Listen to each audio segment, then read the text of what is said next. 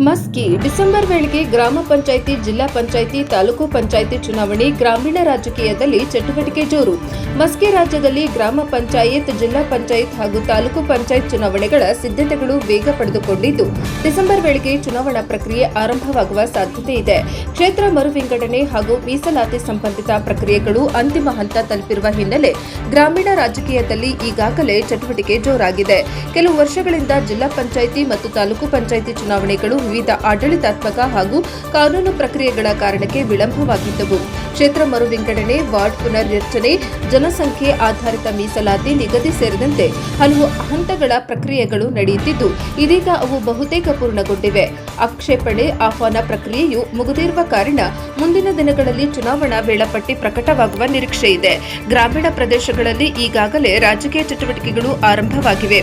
ಹಲವು ಕಡೆಗಳಲ್ಲಿ ಟಿಕೆಟ್ ಆಕಾಂಕ್ಷಿಗಳು ಜನರ ಸಂಪರ್ಕಕ್ಕೆ ಮುಂದಾಗಿದ್ದು, ಸ್ಥಳೀಯ ಮಟ್ಟದಲ್ಲಿ ಸಭೆಗಳು, ಮಾತುಕತೆಗಳು ಜೋರಾಗಿವೆ. ಗ್ರಾಮ ಮಟ್ಟದ ನಾಯಕರು ತಮ್ಮ ಪ್ರಭಾವವನ್ನು ಹೆಚ್ಚಿಸಲು ಈಗಿನಿಂದಲೇ ತಯಾರಿ ನಡೆಸುತ್ತಿದ್ದಾರೆ. ಮುಂಬರುವ ಪಂಚಾಯತ್ ಚುನಾವಣೆಗಳು ಪ್ರಮುಖ ರಾಜಕೀಯ ಪಕ್ಷಗಳಿಗೆ ಶಕ್ತಿ ಪರೀಕ್ಷೆಯಾಗಲಿವೆ. ಕಾಂಗ್ರೆಸ್, ಬಿಜೆಪಿ ಹಾಗೂ ಜೆಡಿಎಸ್ ಪಕ್ಷಗಳು ಗ್ರಾಮೀಣ ಮತದಾರರ ಮನ ಗೆಲ್ಲಲು ಸಂಘಟನೆ ಬಲಪಡಿಸಲು ಕಾರ್ಯದಲ್ಲಿ ತೊಡಗಿವೆ.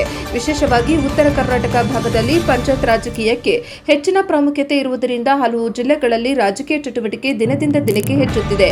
ಗ್ರಾಮ ಪಂಚಾಯತ್ ಚುನಾವಣೆಗಳು ಸಾಮಾನ್ಯ ರಾಜಕೀಯ ಚುನಾವಣೆಗಳಿಗಿಂತ ಭಿನ್ನವಾಗಿದ್ದು, ಇಲ್ಲಿ ಸ್ಥಳೀಯ ಸಮಸ್ಯೆಗಳು ಮತ್ತು ವ್ಯಕ್ತಿಗಳ ಪ್ರಭಾವ ಹೆಚ್ಚು ಕೆಲಸ ಮಾಡುತ್ತಿದೆ. ಕುಡಿಯುವ ನೀರು, ರಸ್ತೆ, ಕಾಲುವೆ, ಬೀದಿ ದೀಪ, ಸರ್ಕಾರಿ ಯೋಜನೆಗಳ ಅನುಷ್ಠಾನ ಮೊದಲಾದ ವಿಷಯಗಳು ಮತದಾರರ ನಿರ್ಧಾರದಲ್ಲಿ ಪ್ರಮುಖ ಪಾತ್ರ ವಹಿಸುತ್ತಿವೆ. ರಾಜ್ಯ ಚುನಾವಣಾ ಆಯೋಗವು ಅಂತಿಮ ವರದಿ ಸ್ವೀಕರಿಸಿದ ಬಳಿಕ ಚುನಾವಣಾ ವೇಳಾಪಟ್ಟಿ ಪ್ರಕಟಿಸುವ ಸಾಧ್ಯತೆ ಇದೆ. ಡಿಸೆಂಬರ್ ಅಥವಾ ಅದರ ಸಮೀಪದ ಅವಧಿಯಲ್ಲಿ ಮತದಾನ ಪಡೆಯಬಹುದು ಎಂಬ ಚರ್ಚೆ ರಾಜಕೀಯ ವಲಯದಲ್ಲಿ ಕೇಳಿಬರುತ್ತಿದೆ. ಗ್ರಾಮೀಣ ಅಭಿವೃದ್ಧಿ ಮತ್ತು ಸ್ಥಳೀಯ ಆಡಳಿತ ವ್ಯವಸ್ಥೆಯನ್ನು ಬಲಪಡಿಸಲು ಪಂಚಾಯತ್ ಚುನಾವಣೆಗಳು ಮಹತ್ವದ ಹೆಜ್ಜೆಯಾಗಿದ್ದು, ಇದೀಗ ರಾಜ್ಯದ ಗ್ರಾಮೀಣ ಜನರ ಗಮನ ಚುನಾವಣಾ ಘೋಷಣೆಯತ್ತ ನೆಟ್ಟಿದೆ. ವರದಿ ವಿರೂಪಾಕ್ಷಯ್ಯ ಸ್ವಾಮಿ ಸಾಲಿಮಠ, ಅಂತರಗಂಗೆ, NKS TV4 ಮಸ್ಕಿ.